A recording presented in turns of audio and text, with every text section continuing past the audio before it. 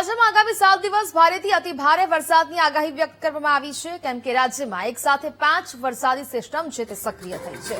Shear zone, trough, western disturbance, well-marked અને low pressure સક્રિય થતા ભારે વરસાદ પડી શકે છે। સુરત, નર્મદા, ડાંગ, નવસારી અને વલસાડમાં ભારે વરસાદની સંભાવના છે તો સાબરકાંઠા, ખેડા, આણંદ, પંચમહાલ, દ્વારકા અને બોટાદમાં વરસાદની શક્યતાઓ છે। રાજ્યના વિવિધ વિસ્તારોમાં 40 થી 50 કિલોમીટરની ઝડપે પવન ફૂંકાઈ શકે છે, જેનાથી માછીમારોને દરિયો ન ખેડવા માટેની પણ સૂચના આપવામાં આવી છે।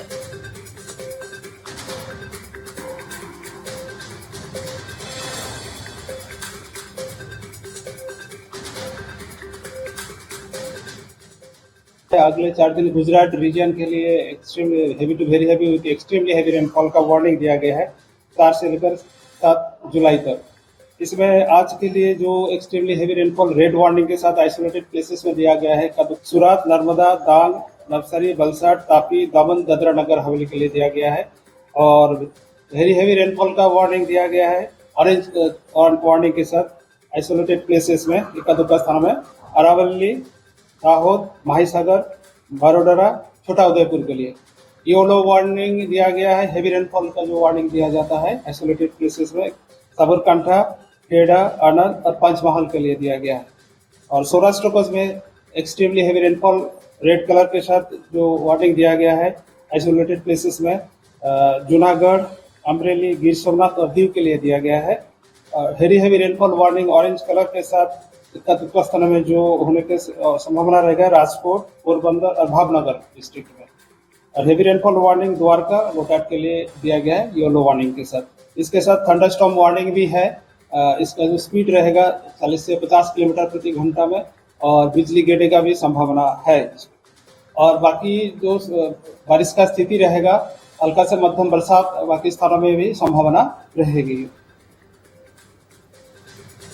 તો જ પ્રકારે હવે ગુજરાતમાં પણ ચોમાસું બરાબરનું સક્રિય થઈ ગયું છે। વિવિધ જિલ્લાઓમાં વરસાદી વાતાવરણ છે તે સર્જાયું છે।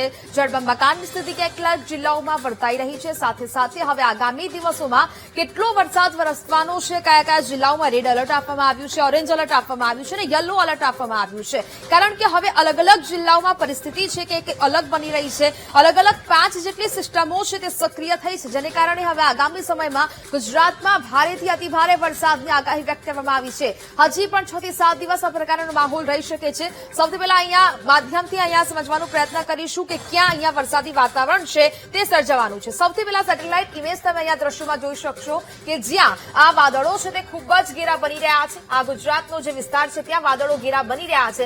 સૌરાષ્ટ્રનો ભાગ અને દક્ષિણ ગુજરાતનો ભાગ છે ત્યાં વાદળો જોવા મળી રહ્યા છે। સાથે સાથે આખા ગુજરાતમાં આ વાદળો છે તે ધીરે ધીરે ઘેરા બનશે અને ત્યારબાદ વરસાદી વાતાવરણ છે તે સર્જાતું છે તે જોવા મળી શકે છે। હવે વાત કરીએ કે ચોમાસું છે તે ક્યાં પહોંચ્યું છે, તો હવે ગુજરાતમાં ચોમાસાની સત્તાવાર રીતે એન્ટ્રી થઈ ચૂકી છે। દક્ષિણ ગુજરાત બાદ ચોમાસું હવે ધીરે ધીરે છે તે આગળ વધી રહ્યું છે। આટલે સુધી ચોમાસું છે તે પહોંચ્યું છે, એટલે કે 4 જુલાઈ સુધી ચોમાસું દક્ષિણ ગુજરાત બાદ આ મધ્ય ગુજરાત સુધી પણ હવે આગળ ધીરે ધીરે વધતું જોવા મળી રહ્યું છે।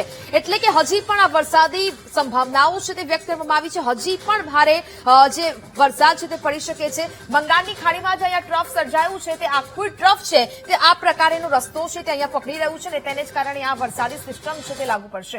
આખો ટ્રફ છે તે આ બાજુ આમ બની રહ્યો છે, તેને કારણે ગુજરાત તરફ તે વરસાદી જોર છે તે વધવાની જે સંભાવનાઓ છે તે વ્યક્ત કરવામાં આવી છે।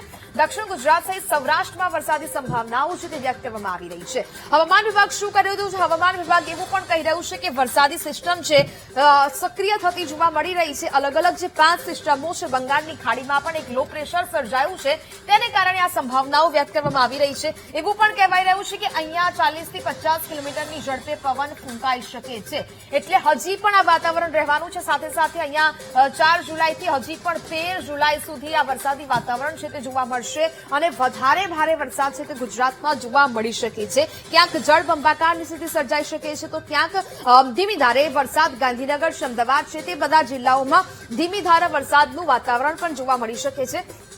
જોઈએ હવામાન વિભાગ શું કહી રહ્યું છે। રેડ એલર્ટ છે તે અમુક જિલ્લાઓમાં આપવામાં આવ્યું છે, જેને કારણે અત્યારે પણ અતિ ભારે વરસાદ થઈ રહ્યો છે। સૌથી પહેલા તો આ દક્ષિણ ગુજરાતનો જે ભાગ છે ત્યાં સુરત છે, નવસારી છે, દમણ, વલસાડ, દાદરાનગર હવેલી છે. આ બાજુ તાપી, ડાંગ અને નર્મદામાં પણ ધોધમાર વરસાદ છે તે થઈ રહ્યો છે અને આગામી સમયમાં વરસાદ થવાની પણ સંભાવનાઓ છે તે વ્યક્ત કરવામાં આવી છે. આજનું આ અનુમાન છે કે જે ભાવનગર છે, અમરેલી છે, જૂનાગઢ અને ગીર સોમનાથમાં પણ આ વરસાદી વાતાવરણ જોવા મળી રહ્યું છે. જેમ કે અત્યારે આપણે જોઈ રહ્યા છીએ કે જૂનાગઢના માંગરોળમાં પણ એ વરસાદી વાતાવરણ જોવા મળી રહ્યું છે અને 20 ઇંચથી વધુ વરસાદ છે તે માંગરોળમાં ખાબકતો જોવા મળી રહ્યું છે. સાથે સાથે અહીંયા આજે આ ઓરેન્જ એલર્ટ પણ આપવામાં આવ્યું છે. અરવલ્લી, મહીસાગર, દાહોદ, પંચમહાલ, છોટાઉદેપુર, વડોદરા અને ભરૂચ ખાતે પણ વરસાદી વાતાવરણ જોવા મળી શકે. રાજકોટમાં પણ મેઘરાજા ગમરોડે તેવી પરિસ્થિતિ છે તે જોવા મળી રહી છે. આ બાજુ પોરબંદરમાં પણ વરસાદી વાતાવરણ જોવા મળી શકે. અમદાવાદ, સુરેન્દ્રનગર, મોરબી આ તમામ જગ્યાએ હળવો અને મધ્યમ વરસાદ રહે તેવી સંભાવનાઓ છે તે હવામાન વિભાગ આજના દિવસે વ્યક્ત કરી રહ્યું છે. એટલે કે હજી પણ રાત્રે વરસાદી વાતાવરણ છે તે બની શકે છે અને રાત્રે ભારે વરસાદ આવવાની સંભાવનાઓ છે. હવે અહીંયા વાત કરીએ કે કાલની શું પરિસ્થિતિ છે, તો કાલે પણ રેડ એલર્ટ આપવામાં આવ્યું છે. સુરત, નવસારી, દમણ, વલસાડ અને તાપી અને ડાંગમાં પણ આ વરસાદી માહોલ, અતિ ભારે વરસાદની સંભાવનાઓ, સાથે સાથે અહીંયા 40 થી 50 કિલોમીટરની ઝડપે પવન ફૂંકાવાની શક્યતા.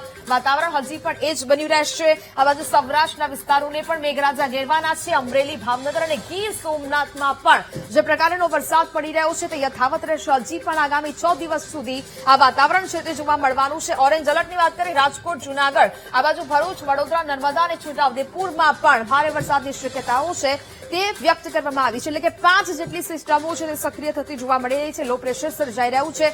ટ્રફ છે તે ધીમે ધીમે આગળ વધી રહ્યું છે. મહારાષ્ટ્ર, મુંબઈથી લઈને આગળ ગુજરાત તરફની જે સંભાવનાઓ છે તે અત્યારે વ્યક્ત કરવામાં આવી છે અને તેને જ કારણે ગુજરાત પર પણ તેની અસર છે તે જોવા મળી શકે છે.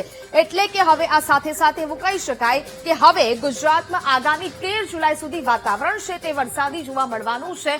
સૌરાષ્ટ્ર સહિત દક્ષિણ ગુજરાતનો આખો ભાગ છે ત્યાં વરસાદી વાતાવરણ છે તે જોવા